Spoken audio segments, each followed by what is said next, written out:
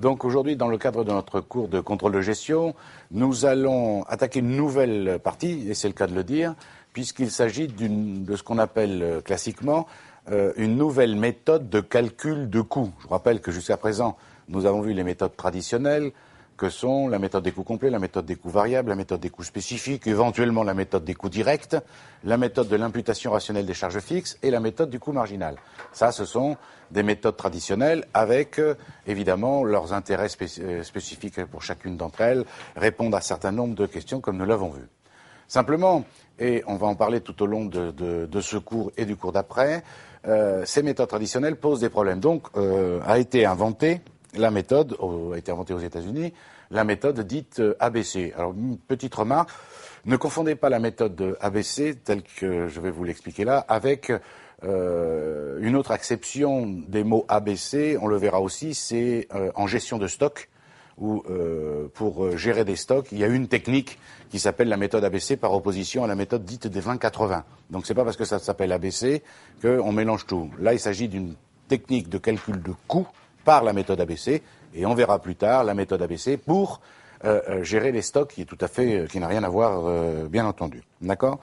Donc, cette méthode ABC, on va faire le cours en deux grandes parties. D'abord la présentation générale de la technique, et puis ensuite on rentrera concrètement avec des applications où on verra les difficultés, les principales difficultés d'application, parce qu'évidemment, il y en a.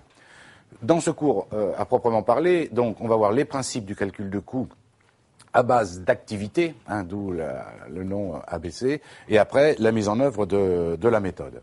Donc, cette méthode ABC, en fait, au départ, je voudrais que vous compreniez que, par exemple, vous vous souvenez, quand on a commencé dès le départ sur la méthode des coûts complets, on avait dit qu'on faisait un organigramme. D'accord ? Et on découpait l'entreprise en centres plus ou moins homogènes, et il y avait des centres dits auxiliaires et des centres principaux, au départ.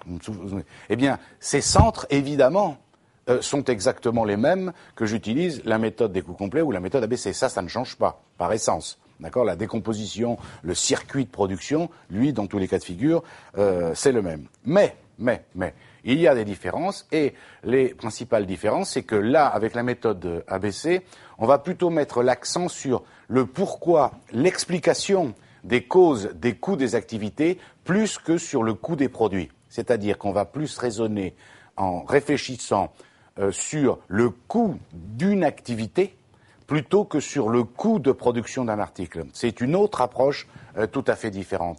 Et également, très important, c'est qu'elle ne prévoit pas de centre auxiliaire. C'est-à-dire que tous les centres, avec la méthode ABC, ont la même importance.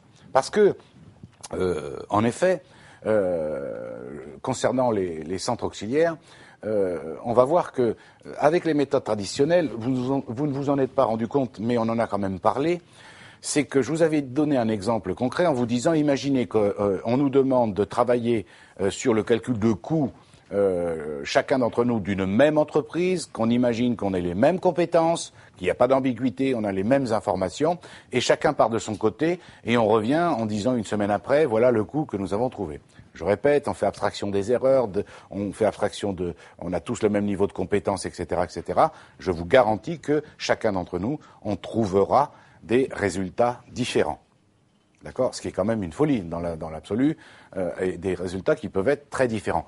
Je suppose que je travaille sur une entreprise qui fabrique plusieurs types de produits, pas un seul. D'accord ? Eh bien, on va trouver des résultats très différents. Je veux dire par là que le résultat général sera le même pour chacun d'entre nous. Ce qui va changer, c'est le résultat pour P1 par rapport au résultat pour P2. Et pourquoi on va avoir des résultats différents ?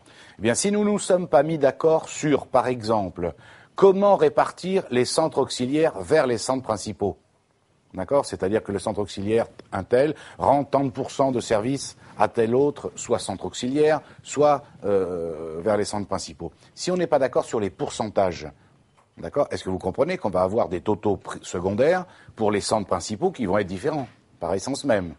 Deuxième chose, est-ce que vous vous rendez compte qu'avec cette méthode, des coûts traditionnels, je prends des coûts complets, mais les autres c'est pareil au niveau du principe, est-ce que vous êtes d'accord que si on ne tombe pas d'accord sur la nature de l'unité d'œuvre d'un centre, par essence même, on ne va pas trouver les mêmes coûts. Est-ce que vous comprenez?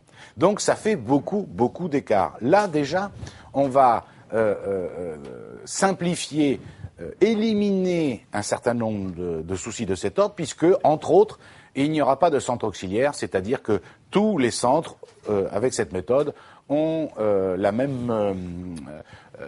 même intérêt. Et puis ensuite, cette méthode, elle va regrouper les activités selon ce qu'on appelle des processus transversaux, et autrement dit, pas des processus qui sont verticaux. On va raisonner plus d'une façon transversale. Et donc, il n'y aura pas que on ne verra pas que les centres de responsabilité en tant que tels. On va raisonner d'une façon beaucoup plus transversale. Donc, maintenant, on va pouvoir rentrer un petit peu plus, une fois qu'on a fait cette introduction, dans le détail. Alors, la méthode ABC, si vous voulez, au départ, elle distingue 3 niveaux d'analyse. Alors, le niveau élémentaire de ce qu'on appelle la tâche. Ensuite, vous avez le niveau intermédiaire de l'activité. Et enfin, le niveau supérieur qui s'appelle le processus. La tâche. Alors, qu'est-ce que c'est que cette histoire de tâche? Eh bien, la tâche est donc le premier niveau dans la description des travaux. Et cette tâche, elle ne donne pas lieu à un calcul de coût. Autrement dit, vous êtes en train déjà de comprendre peut-être ce qu'on est en train de faire. C'est-à-dire que dans l'analyse, on a nos centres les mêmes qu'avec la méthode des coûts complets, ça c'est pas le souci. Mais là, on va commencer à chercher les tâches qui peuvent exister dans les centres. Est-ce que vous êtes d'accord? À ce stade-là, il n'y a pas de calcul de coût pour la tâche. D'accord. Exemple, vous allez comprendre tout de suite, décharger un camion, trier des pièces comptables, rédiger un courrier, fraiser, tout ça, ce sont des tâches. Peindre, tout ce que vous voulez. Recharger le camion, tout ça, ce sont des tâches. Très bien. Ensuite, l'activité.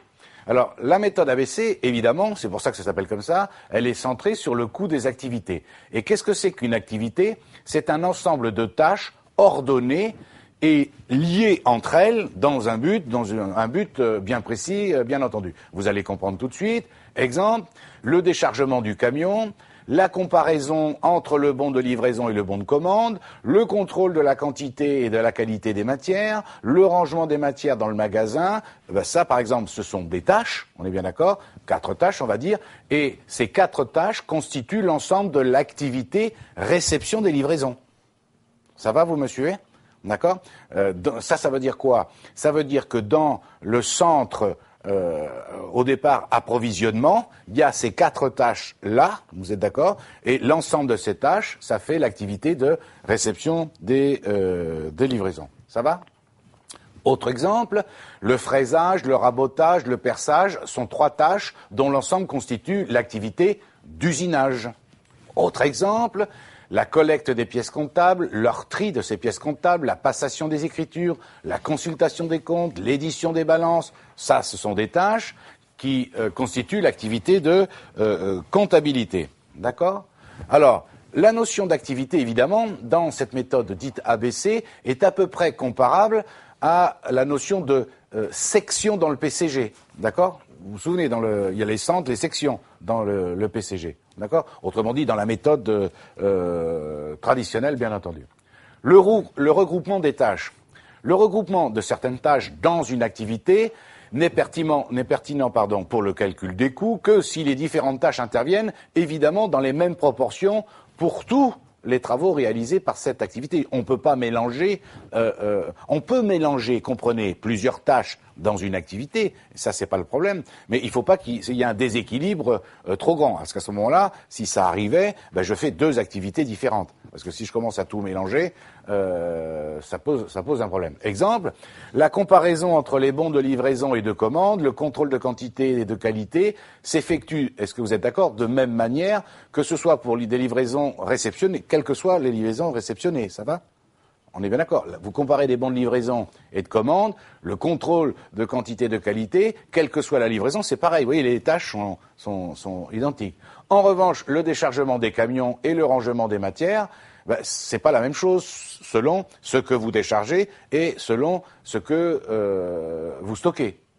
D'accord? Si vous stockez, je vous dis toujours, des enclumes et que vous stockez du papier toilette, je veux dire, c'est pas la même chose. En termes de rapidité pour vider le camion, c'est pas pareil. Et pourtant, c'est toujours une même tâche, décharger un camion par exemple. D'accord ? Il serait donc préférable de répartir ces tâches en une activité de manutention et une activité de contrôle, quand il y a trop d'écart.